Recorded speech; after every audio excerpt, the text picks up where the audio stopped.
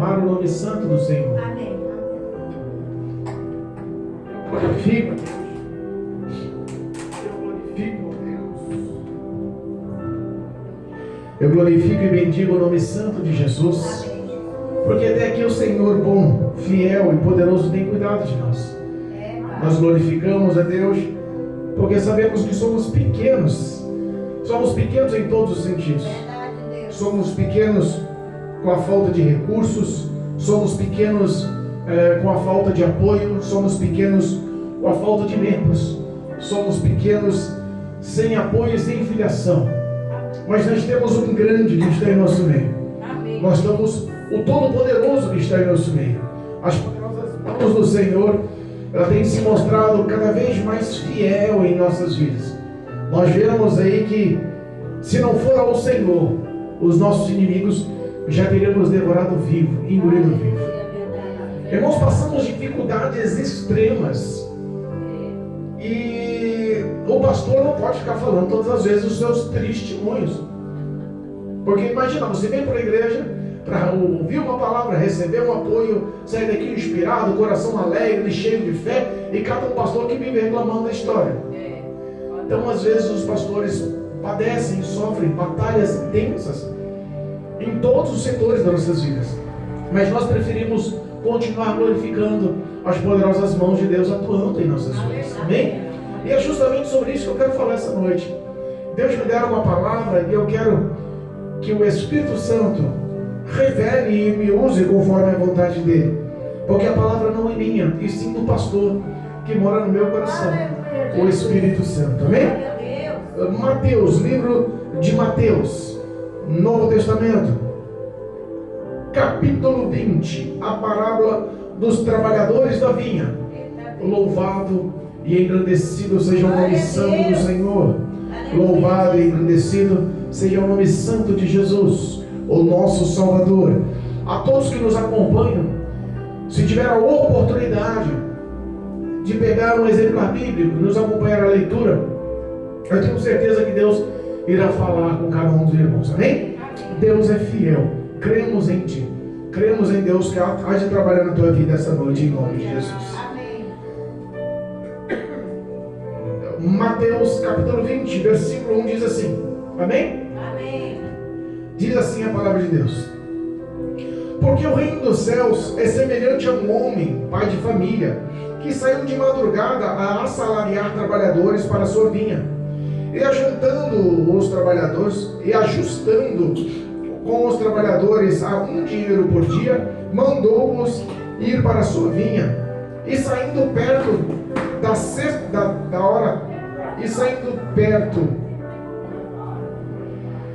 da terceira hora, viu outros que estavam ociosos na praça, e disse-lhes: ide vós para a vinha, e dar-vos-ei por o que for justo. E eles foram. Saindo outra vez perto da hora sexta, a nona fez o mesmo. E saindo perto da hora 1ª, encontrou outros que estavam ociosos, e perguntou-lhe: por que estáis ociosos todo o dia? Disseram-lhe eles: porque ninguém nos assalariou. Diz-lhe ele: ide vós também para a vinha, e recebereis o que for justo. E aproximando-se a noite, diz o senhor da vinha ao seu mordomo: chama os trabalhadores e paga-lhes o salário, conforme, começando pelos derradeiros até o primeiro. E chegando os que tinham ido perto da hora 1ª, receberam um dinheiro cada um. Vindo porém os primeiros, cuidaram que haviam de receber mais, mas do mesmo modo receberam um dinheiro cada um. E recebendo, murmuravam contra o pai de família, dizendo: estes derradeiros trabalharam só 1 hora, e tu igualaste conosco, que suportamos a fadiga e a calma do dia? Mas ele, respondendo, disse a um deles: amigo, não te faço injustiça. Não ajustastes tu comigo um dinheiro? Toma o que é teu e retira-te. e quero eu dar a este derradeiro tanto como a ti. Ou não me é lícito fazer o que quiser com o que é meu? Ou é mal ao teu olho, porque eu sou bom? Assim os derradeiros serão os primeiros, e os primeiros os derradeiros, porque muitos são chamados, mas poucos os escolhidos. Louvado seja Deus. Jesus Cristo, em tua sabedoria plena, Jesus Cristo, ele vinha tentando mostrar com toda a tua graça e esplendor uma forma que o povo entendesse a grandiosidade do poder e da ação de Deus em favor do homem. O projeto de Jesus era fazer o pecador se arrepender. O projeto de Jesus era buscar o que estava perdido em trevas, buscar aqueles que já não tinham mais esperança. O projeto de Jesus era unir o homem a Deus. Todos aqueles milênios passados da história da humanidade, que foi separado pelo pecado e tinha que se oferecer animais como holocausto para que o homem se sentisse acolhido e perdoado através de sacerdotes, acabou. A época da lei acabou, findou-se com Cristo Jesus. E Jesus estava justamente, através dos seus ensinamentos, nesses 3 anos e meio de ministério, mostrando uma forma clara que o homem entendesse qual era o pensamento de Deus para que o homem se unisse a Ele. Qual era a atitude de Deus, qual era o querer de Deus, para que o homem abrisse o coração e entendesse a vontade do Pai. Porque o filho conhece o Pai. O Pai conhece o Filho, e não há outro que possa conhecer mais um ao outro, senão o Pai, o Filho, o Pai. E é isso que Deus queria fazer através de Cristo Jesus.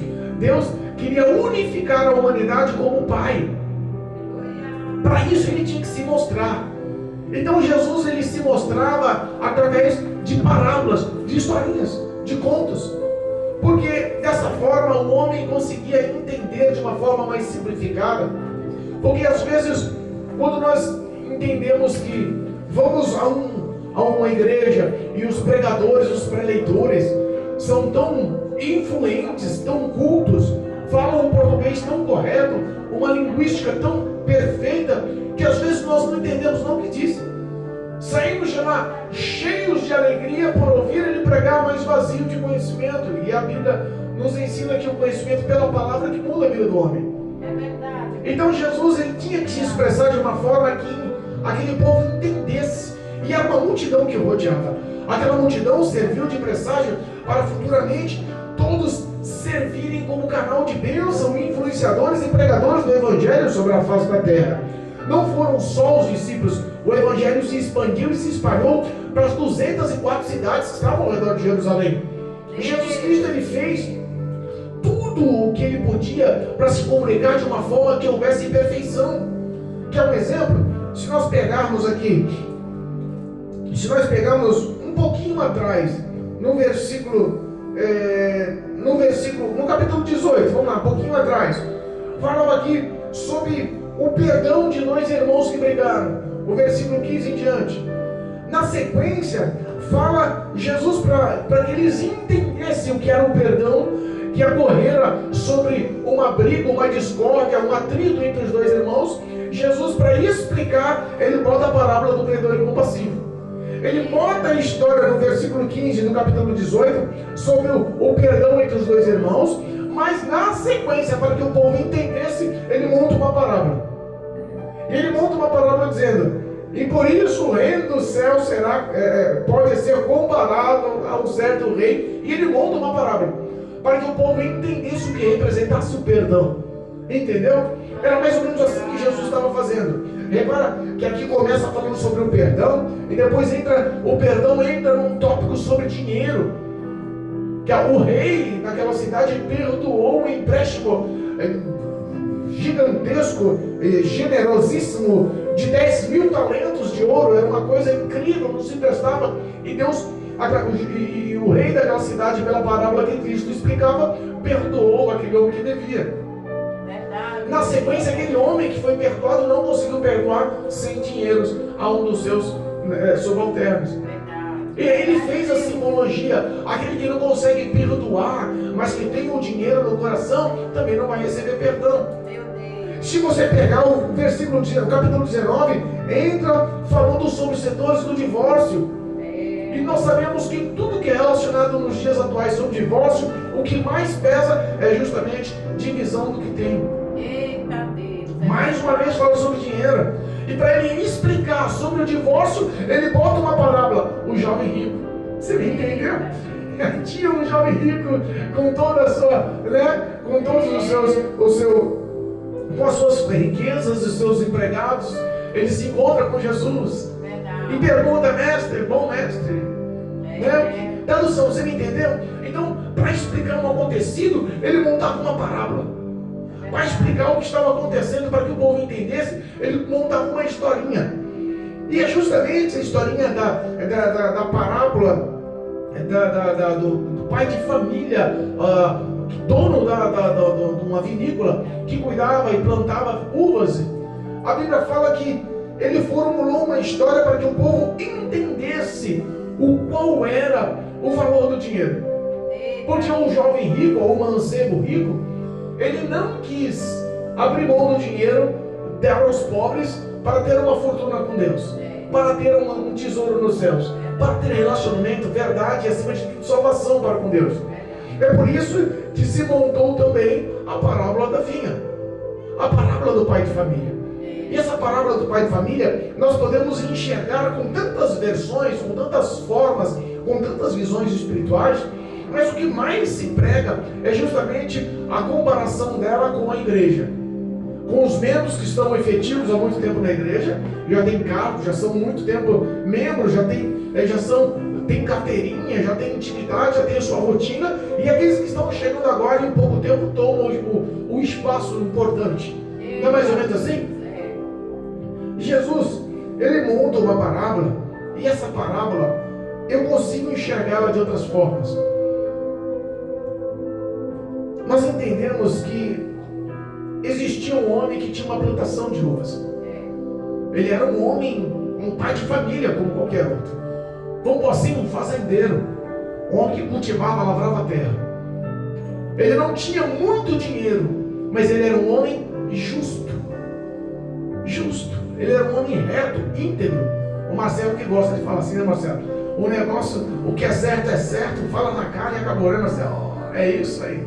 Louvado seja Deus. Então isso já mora dentro do coração da pessoa, ser uma pessoa íntegra. E esse pai de família era uma pessoa justa. Ele sai logo de manhã. Entendemos que por volta do trabalho braçal na época começava em torno das 6 da manhã. Logo na primeira hora, esse homem sai às praças, às ruas, procurando trabalhadores para trabalhar na sua vinha, para cuidar da terra, para cuidar do plantio, para cuidar do manejo, para cuidar da sua plantação. E ele, ajuntando-se com aquele montão de trabalhador, eles entraram num acordo no que ganhariam por dia. Porque naquela época não existia carteira assinada, não existia nenhum tipo de compromisso mensal. Existia um trabalho braçal para pagamento diário. Então eles entraram num acordo. E aquele fazendeiro, o pai de família, o dono da vinha, entrou num acordo com os que procuravam um trabalho diário e falou assim: olha, eu vou pagar um dinheiro por dia para vocês. Tudo bem? Eles concordaram. Então vai para a vinha, vai trabalhar. Aleluia. O que Deus tem projetado, às vezes, para mim e para a tua vida, às vezes é acordado. Nós entendemos. Porque cada um de nós sabemos a nossa situação.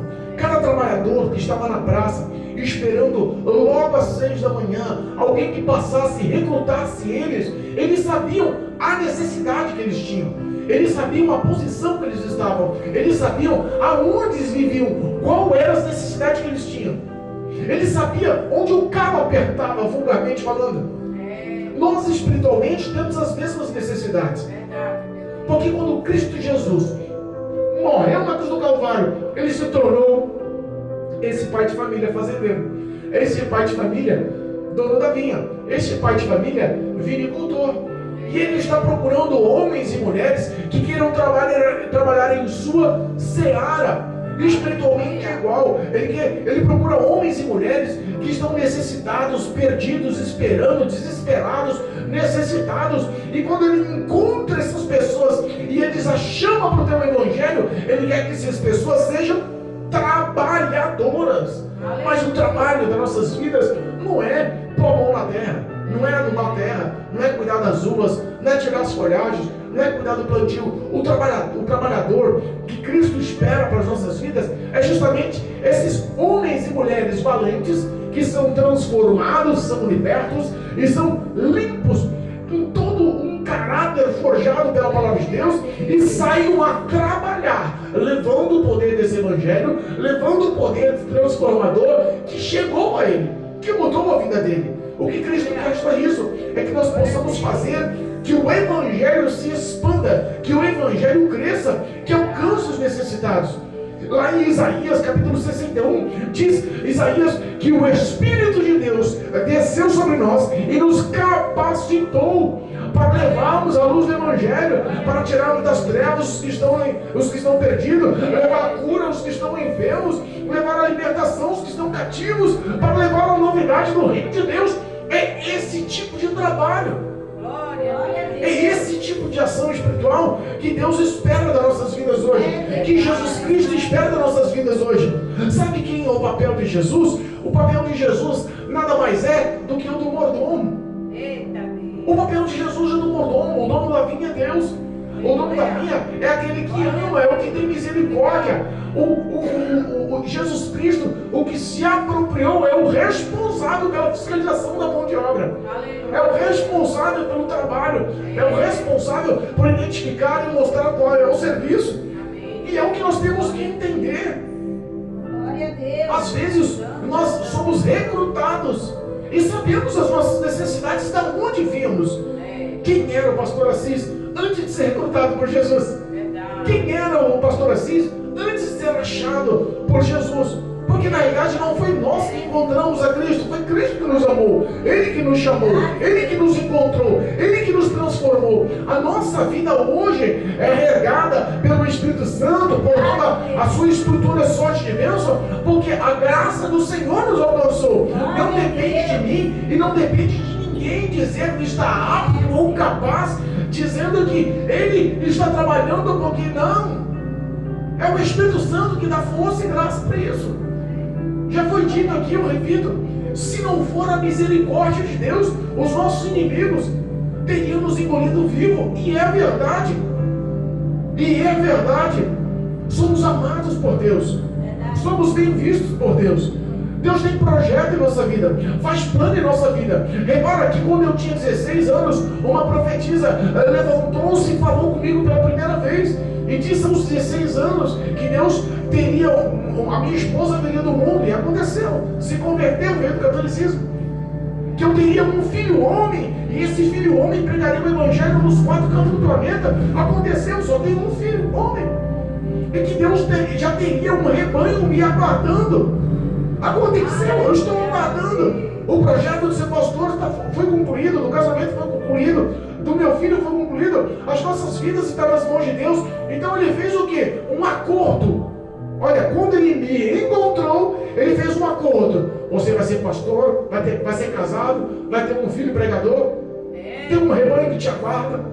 Ele fez um acordo. Ele já me deu um salário aqui na terra. Ele já me deu uma vida plena e abundante aqui na terra. Ele já tem um projeto, e a Bíblia fala que aquele que começou a boa obra, ele é fiel para aperfeiçoá-la. A boa obra não foi começada por mim e por você. Ou você acha que foi você que escolheu a Deus? Ou você acha que lá na praça, esperando aquele montão de trabalhador, vinha um empregador e você, não, não quero isso não, vou esperar outra aí, isso daí não. Não, quem está precisando corre atrás e agradece a Deus quando é encontrado, agradece a Deus quando está trabalhando, porque sabe as suas necessidades. Mas por volta das 9 da manhã, ele saiu novamente e fez acordo com outro grupo. Por volta do meio-dia, ele saiu de novo e fez acordo com outro grupo. Por volta das 3 da tarde, ele saiu de novo e fez um acordo com outro grupo. Só que dessa vez, ele não expressou valores. Ele só deu valores ao primeiro grupo, ao que estava prontificado, ao que estava ali logo de manhã. ao que estava ali esperando. Os que estavam ansiosos eram todos, mas o acordo de financiar e entrar num valor foi só com o primeiro grupo. Quantas vezes nós vemos as pessoas que estão verdadeiramente atribuladas? Porque aquele que nasceu no Evangelho, aquele que já está há 10, 15, 20, 30, 40, 50 anos no Evangelho, não tem noção concreta do que é estar perdido lá fora. Não tem noção real do que é estar encarcerado nos vícios lá fora. Não tem noção do que um homem está viciado e não consegue se libertar, está chorando, vazio, está com uma depressão profunda. Quantos casos nós estamos vendo por aí de pessoas que estão, sabe, indo à falência, pessoas que estão sendo destruídas de dentro para fora, pessoas que estão realmente vivendo uma calamidade no interior da sua vida, na tua casa, na tua família, no teu ser. Mas cada um conhece de si, mas Deus conhece todos. É porque Deus conhece todos, porque Ele é o dono da fazenda, o dono da terra, e porque Ele tem compaixão e misericórdia. Essa boa terra, irmãos, está nos preparada lá, Nova Sião. Está nos preparada Nova Jerusalém. Está nos preparada com ruas de ouro e muros de cristal. Está nos preparada na eternidade. Está nos preparada ao local que não há nem mais dia e nem noite. A glória do Senhor nos alumiará. Estamos preparados para que nunca mais possamos se encontrar com a morte. Estamos preparados para que nunca mais podemos chorar com dor, tristeza, mágoa, perseguição, dificuldades, necessidades. O que Deus tem preparado para mim e para a tua vida é eterno e exuberante. O dono da terra usou de misericórdia. E todas as vezes que ele saía, todas as vezes que ele ia à rua, todas as vezes que ele se encontrava com necessitado, ele não olhava as condições dos que já estavam trabalhando. Ele olhava a necessidade daquele que precisava do trabalho. Repara uma coisa. Às vezes tem pessoas dentro da igreja com um cargo eclesiástico alto.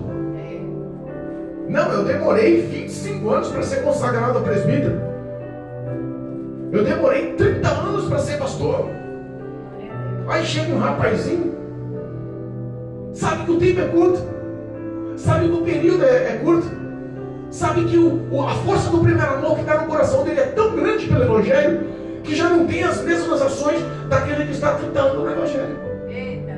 Aquele trabalhador que começou às 6 da manhã, por volta das 4, das 2, do meio-dia, das 11 horas, já não tem o mesmo pique da primeira hora do dia. O patrão já não está acompanhando, o mordomo já não está acompanhando. Ele começa o bom serviço, quando o patrão vira o rosto, vai na rua procurar mais, ele afrouxa o serviço. O patrão vai dar uma caminhadinha para ver como é que está a situação lá fora. Os que estão trabalhando sem fiscalização, o que eles fazem? Eles afrouxam o serviço. Eles relaxam no que fazem. E aí diz a palavra: ai daquele que realizar ou que fazer a obra do Senhor relaxadamente. O ai de Deus me dói tanto. O ai do Senhor nos dói tanto. Quantas pessoas que tiveram uma experiência com Deus no começo da sua vida ministerial, há tantos anos atrás, há décadas atrás, e passa a vida dele inteirinho baseado só naquela experiência. De lá para cá nunca mais teve nada. Um pastor, um amigo nosso, teve um testemunho na empresa da vida dele, a vida inteira que ele vai pregar, ele só fala sobre esse testemunho, porque ele nunca mais teve experiência com Deus. É só aquele testemunho. Você me entendeu? Pessoas que são consagradas, que são homens de Deus, mulheres de Deus, que são trabalhadores, que estão ali pelejando, mas já não tem mais a força do primeiro amor. Já morreu aquele prazer, já não quer mais mostrar para o dono da obra a alegria de prestar serviço. E a Bíblia diz que a alegria do dono da obra, ou a alegria do coração do Senhor, é a nossa fortaleza. É por isso que quando chega um novato na história, quando chega um menino novo na história, quando chega uma irmãzinha nova na história, ela ouve o grupo da irmã ensaiando, os grupos das senhoras cantando, o grupo das crianças cantando, ela olha e fala: mas que lindo, eu vou me dedicar, eu vou fazer uma aula de canto, eu vou fazer uma educação de voz, eu vou aprender a ler partitura, quem sabe eu vou entrar num curso para aprender a tocar teclado, tocar uma guitarra, um violão, eu vou me dedicar porque eu quero participar desse grupo. E as pessoas que já estão lá, já estão fadadas. Ai, esse ensaio não para. Ai, meu Deus, essa mulher fala demais. Ai, já repetiu quantas vezes sim. E aquele que chegou agora, está achando as coisas mais lindas do mundo. Ai, que lindo. Ai, que exuberante. crente. Ai, que maravilhoso, eu sinto a glória de Deus. Senhor, me permita que eu cante, que eu participe, que eu faça parte. Aleluia. Então, 1 hora de trabalho daquele que chegou às 5 da tarde e um dia de trabalho acaba às 6 da tarde, rende mais às vezes do que aquele que ficou 12 horas trabalhando. Eita Deus. É por isso que às vezes entram umas pessoas com tanta graça de Deus, com tanta dedicação de Deus, porque Deus sabe de onde resgatou. Verdade, Deus Deus. sabe de onde tirou o charco de lodo que estava atolado. Meu Deus. Quando a gente enxerga mulheres que pregam a palavra de Deus de uma forma exuberante, de uma forma autoritária, de uma forma cheia da graça do Espírito, do poder de Deus, podemos entender que a vida dela no passado foi destruída. Verdade. Quando nós enxergamos um homem que prega com autoridade, cheio da graça, do poder, da unção, podemos entender que a vida do passado dele, antes de ser resgatado, era uma vida destruída. Verdade, meu Deus. Porque Cristo veio buscar e salvar o que se havia perdido. Mas muitos que estão vivendo, nascendo, crescendo e vivendo um hábito dentro da igreja, se socializaram e já se sentem justos, já se sentem aptos. Glória a Deus. O dia do trabalho acaba às 6 horas. É 3 horas para todo mundo daqui, vou pegar leve, vou no banheiro, vou ficar 1 hora no banheiro. Meu Deus. Eu vou fazer 1h30 de almoço. Eu vou ficar comendo em 20 minutos, mas eu vou fazer 1h30. Eu já sou velho de casa. Não preciso mostrar mais nada para ninguém. O Espírito Santo está mostrando, a seara é grande, mas são poucos os ceifeiros. Nós estamos numa reta final, a linha de chegada está próxima. Nós estamos vivendo tantas batalhas e tantas lutas espirituais, e poucos são os corajosos que estão na força do primeiro amor, batalhando por esse evangelho. Batalhando por esse evangelho. O que nós mais gostamos e fazemos, o que mais se tornou apto nas igrejas hoje, é procurar analisar a vida do próximo. É procurar analisar o pensamento, a ação, a obra do próximo, e nunca a si próprio. Eu não quero olhar para si próprio. Se a gente parar para analisar, como está destrutiva muitas igrejas por aí. Eu vi alguns vídeos que me dá até medo de replicar. Eu vi uma igreja que entrou numa briga coletiva, uma igreja intensa, grande, imensa. Aquela igreja tivemos 400 a 800, 400 a 500 membros. Uma igreja imensa, mas o que tinha de cadeira plástica, dessas cadeiras brancas plásticas, voando e quebrando na cabeça um do outro, retalho de briga, quebra-pau dentro da igreja. Meu Deus. Pastores que estão saindo das igrejas no sopapo, sangrando, tomando soco na boca porque pregou a verdade, porque o pastor da casa era adulta.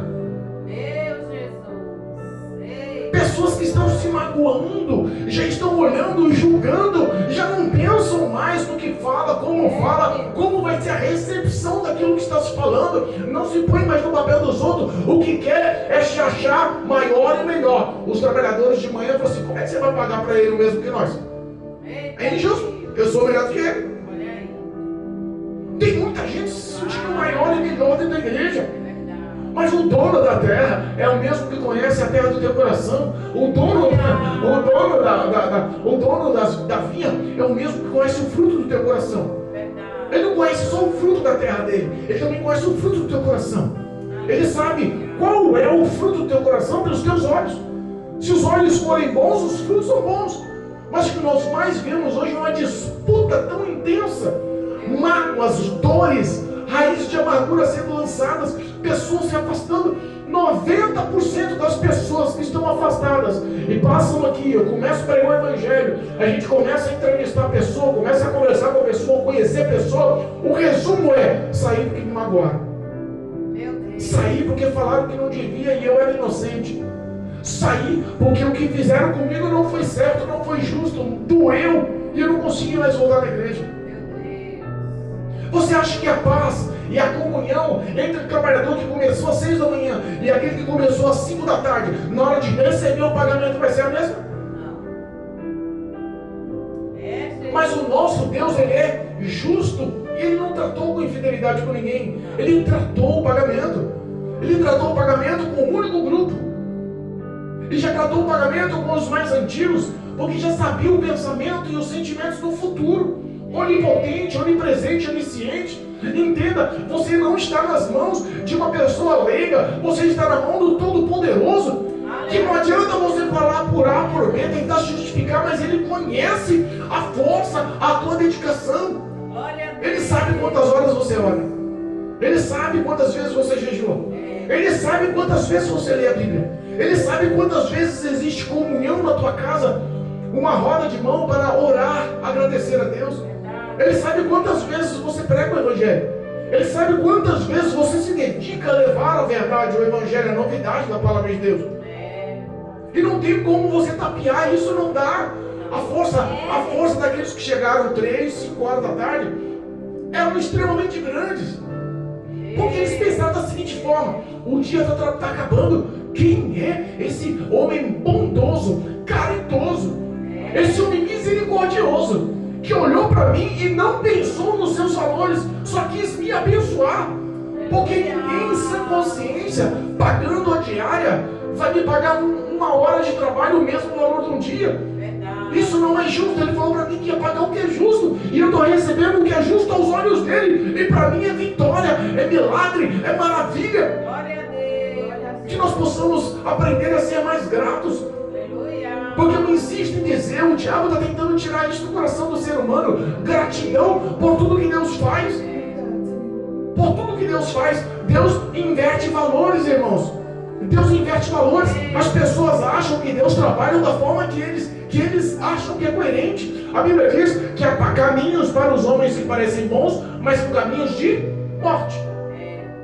Quantas pessoas estão pregando caminhos que aos olhos dela parecem bons, mas não são.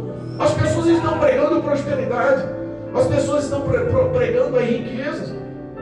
O que mais vemos é pregações dizendo: não, Deus não tem nada contra o dinheiro, não. Deus não tem nada contra a riqueza, não.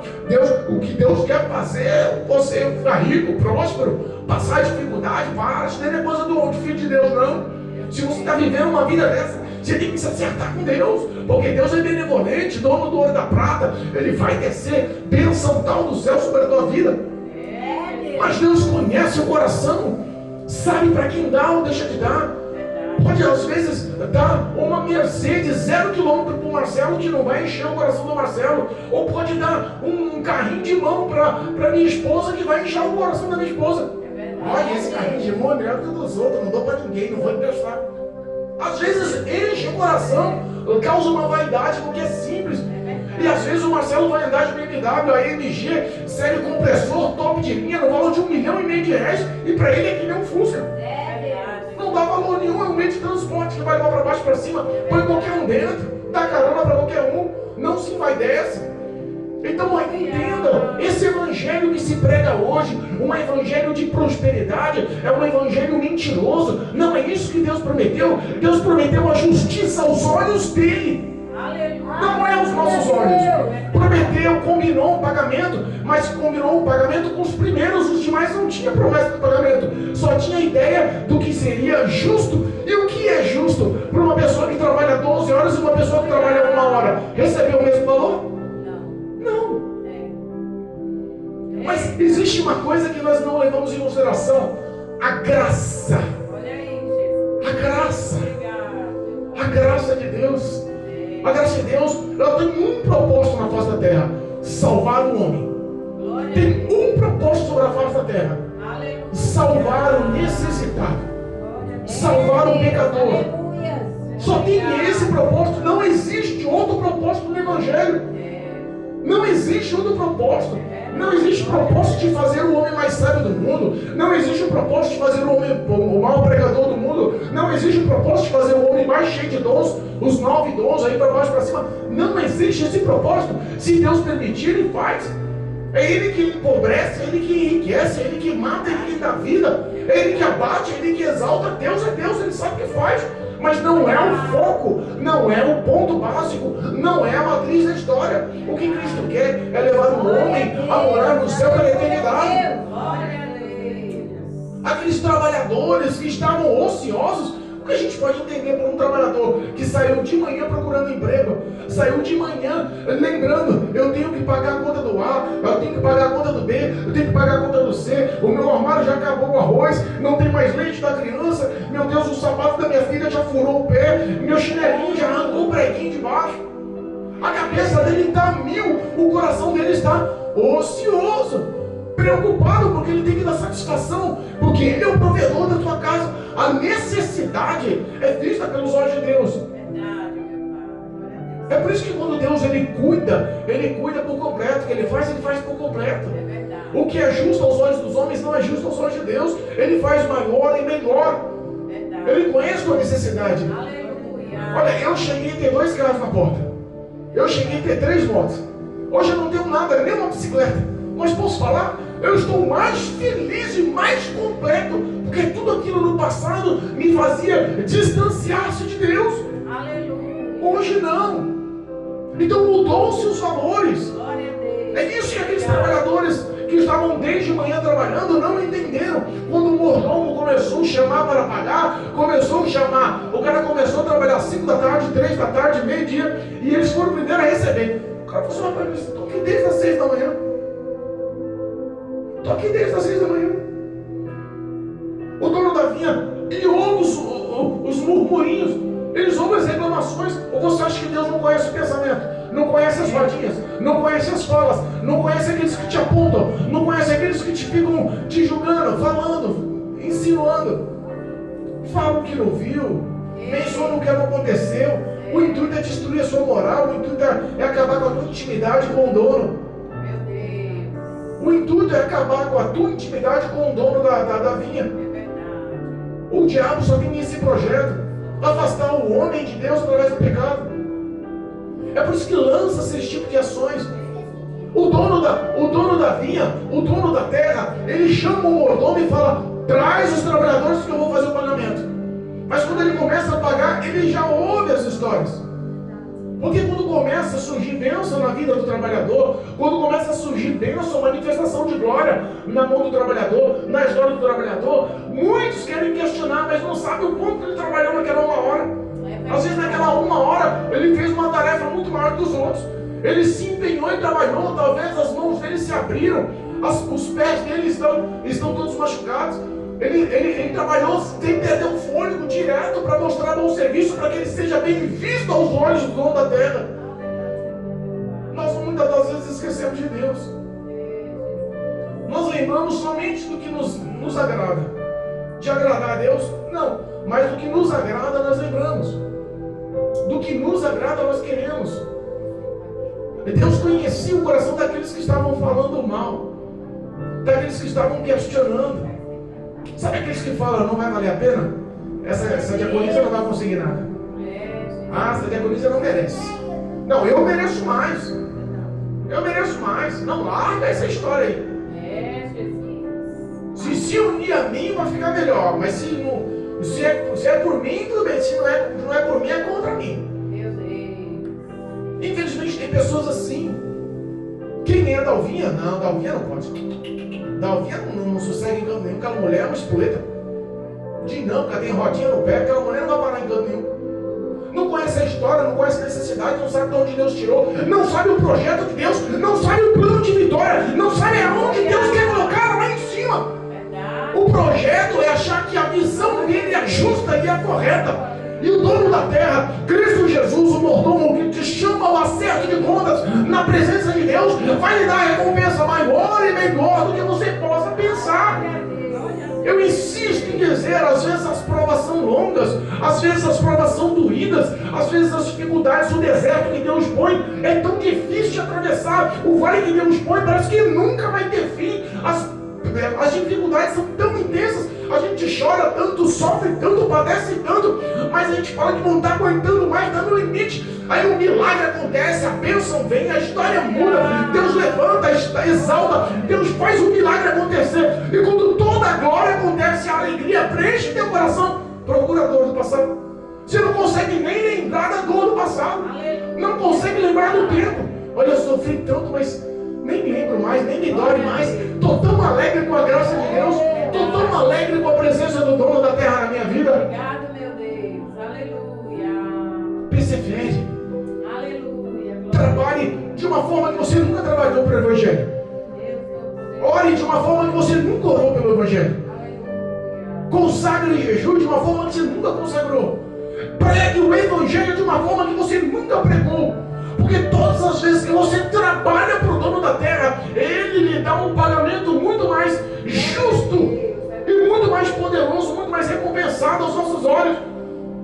Você quer entender quem é o teu patrão? Trabalhe.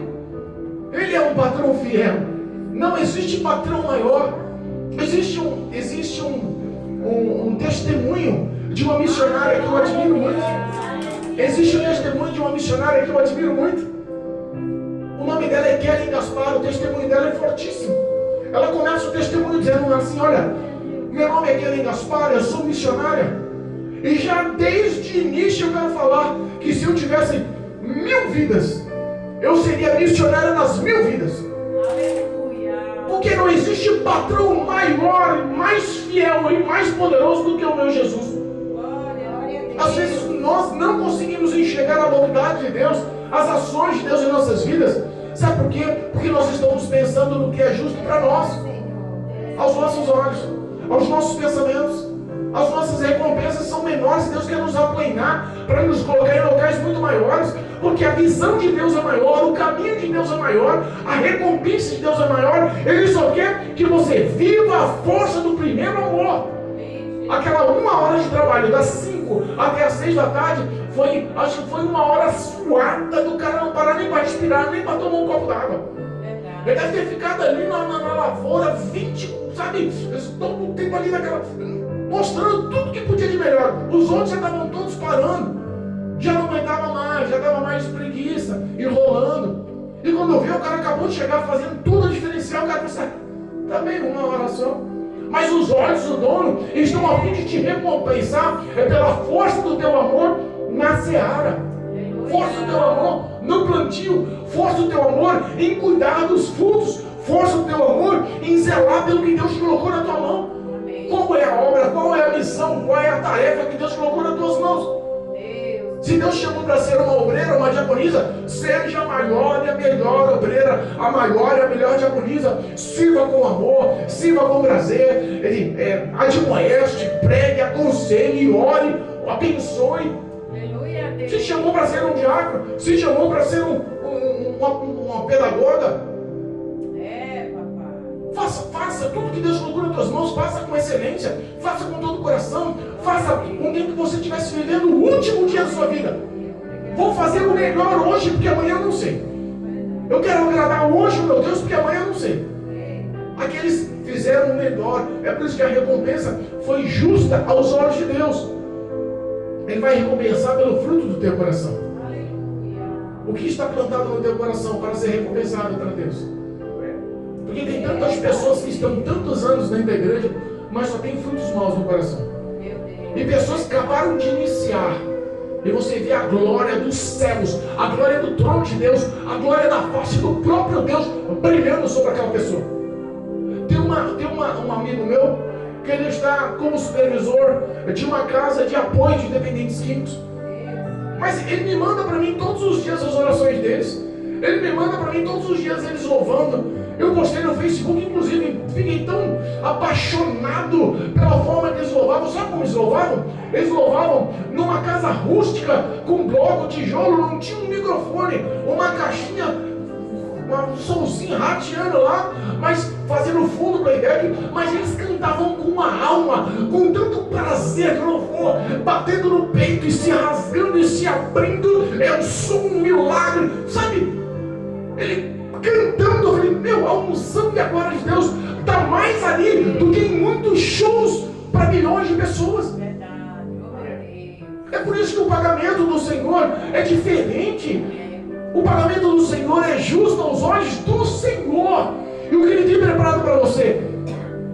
A medida é sacudida, recalcada e transbordante. Em nome de Jesus. Mas por que isso, pastor? Porque muitos são chamados e poucos os escolhidos. Sabe por que a gente percebe até hoje? Porque o diabo já enxergou que nós não somos só chamados para a salvação.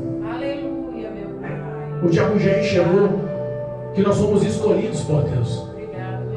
As pessoas que nós menos demos crédito na igreja são as pessoas que mais agradam a Deus.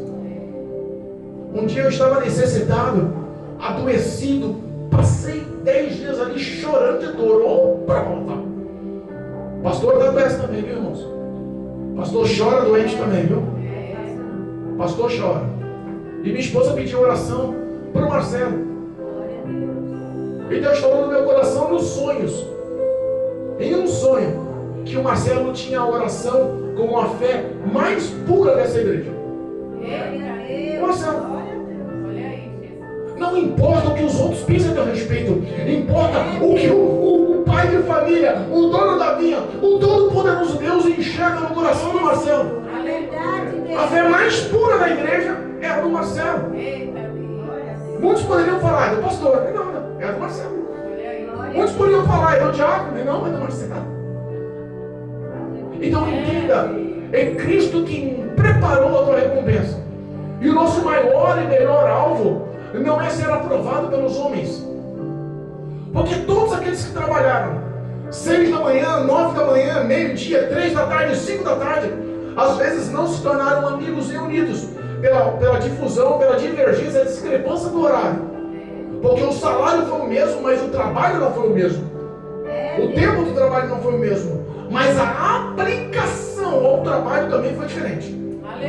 A doação ao trabalho, o amor ao trabalho também foi diferente. É por isso que o salário foi o mesmo. É por isso que para entrar no reino dos céus, você não precisa ter um título de apóstolo. Apóstolo Paulo entrou no reino dos céus? Entrou. Aquele ladrão da cruz do Calvário entrou nos céus? Também entrou. Jesus Cristo, ele veio buscar e salvar a humanidade. Não faz acepção de pessoas. Mas muitos são chamados e poucos escolhidos. Entenda, o meu e o teu projeto, é pôr a mão na seara e não olhar para trás. É pôr a mão na seara e fazer com excelência, com prazer, com amor. É se doar com amor. É falar de Jesus Cristo com amor. É orar pela pessoa necessitada com amor. É interceder, é aconselhar, é abençoar às vezes com dinheiro, é abençoar às vezes com uma cesta básica, é fazer uma campanha, às vezes é chamado para pregar. Faça o que você fazer, faça com todo o amor da sua vida, pensando da seguinte forma: hoje pode ser o meu último dia, e talvez daqui a 5 minutos eu dou satisfação do que eu estou fazendo no dono da obra agora. Amém, igreja? Amém. Passou o tempo. Pastor que gosta de pregar, Jesus tem misericórdia. Que Deus abençoe a vida de vocês, que a graça dos céus envolva vocês, e entendam, em nome de Jesus, tudo o que fizer, faça com a força do primeiro amor. Aquele que não tem, peça ao Senhor em nome de Jesus. Amém? Saia daqui revestida de fé em nome de Jesus e de vitória para a glória de Deus em nome de Jesus. Amém? Louvado seja Deus, glorificado e bendito seja o nome santo de Jesus. Deus poderoso.